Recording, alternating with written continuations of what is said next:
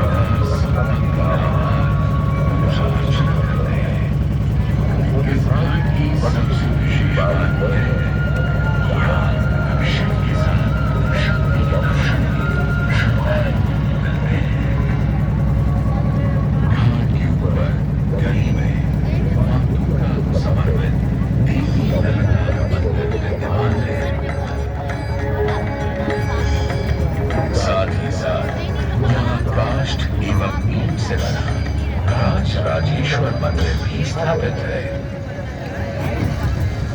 भगवान शिव को समर्पित काशी में यह मंदिर नेपाल के पशुपति मंदिर का प्रतीक रूप है।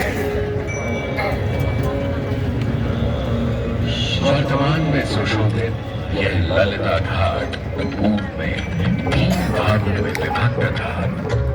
दक्षिण दिशा की ओर से चले तो नेपाली घाट, ललिता घाट एवं राजराजेश्वरी घाट। इनका उल्लेख सन 1921 में मोतीचंद जी ने किया था, जहां नेपाली घाट एवं ललिता घाट के पक्के निर्माण का श्रेय